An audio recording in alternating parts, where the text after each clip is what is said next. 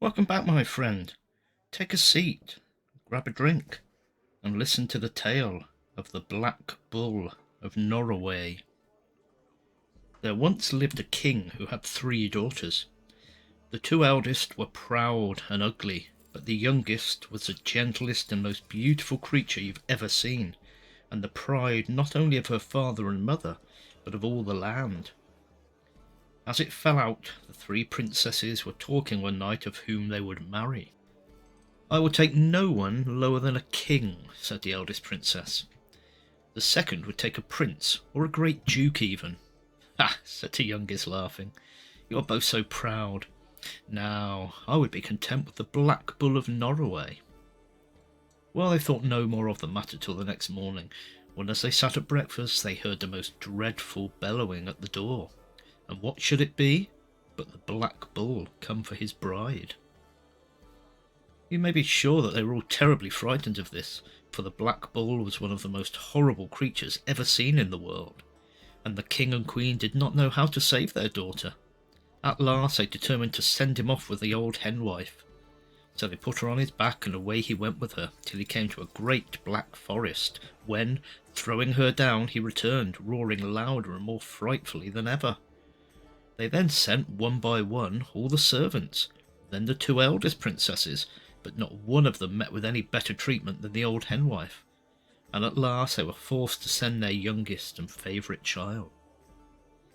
Far she travelled upon the Black Bull, through many dreadful forests and lonely wastes, till they came at last to a noble castle, where a large company was assembled. The lord of the castle pressed them to stay, though much he wondered at the lovely princess and her strange companion.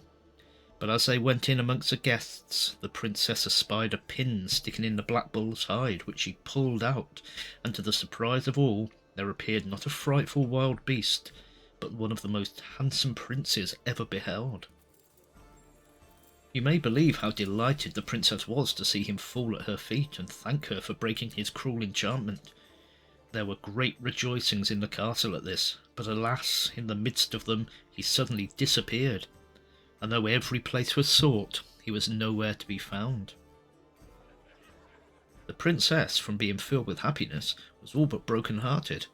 She determined, however, to seek through all the world for him, and many weary ways she went, but for a long, long while nothing could she hear of her lover. Travelling once through a dark wood, she lost her way, and as night was coming on she thought she must now certainly die of cold and hunger. But seeing a light through the trees, she went on till she came to a little hut where an old woman lived, who took her in and gave her both food and shelter. In the morning the old wifey gave her 3 nuts that she was not to break, till her heart was like to break, and o'er again like to break.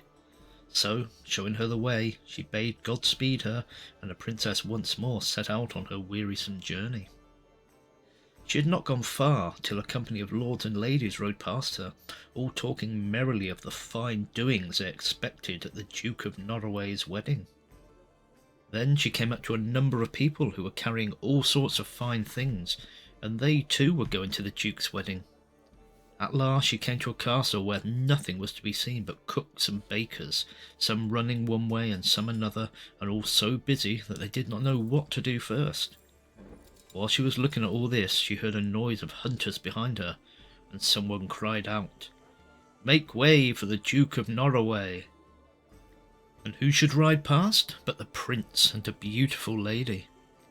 You may be sure her heart was now like to break, and o'er again like to break, at this sad sight. So she broke one of the nuts, and out came a wee wifey carding wool. The princess then went into the castle and asked to see the lady, who no sooner saw the wee wifey so hard at work than she offered the princess anything in her castle for it. "I will give it to you," said she, "only on condition that you put off for one day your marriage with the Duke of Norroway, and that I may go into his room alone tonight." So anxious was the lady for the nut that she consented, and when the dark night was come and the Duke fast asleep, the princess was put alone into his chamber. Sitting down by his bedside, she began singing, "Far hae I sought ye, near am I brought to ye, dear Duke of Norroway, will ye no turn and speak to me? though she sang this over and over again, the Duke never wakened, and in the morning the Princess had to leave him without his knowing that she had ever been there. She then broke the second nut, and out came a wee wifey spinning, which so delighted the lady that she readily agreed to put off her marriage another day for it. But the Princess came no better speed the second night than the first, and almost in despair she broke the last nut, which contained a wee wifey reeling, and on the same condition as before, the lady got possession of it. When the Duke was dressing in the morning, his man asked him what the strange singing that had been heard in his room for 2 nights meant. "I heard nothing," said the Duke. "It could only have been your fancy." "Take no sleeping draught tonight, and be sure to lay aside your pillow of heaviness," said the man, "and you also will hear what has for 2 nights kept me awake." The Duke did so, and the Princess coming in sat down sighing at his bedside, thinking this the last time she might ever see him. The Duke started up when he heard the voice of his dearly loved Princess, and with many endearing expressions of surprise and joy explained to her that he had long been in the power of a witch wife, whose spells over him were now happily ended by their once again meeting.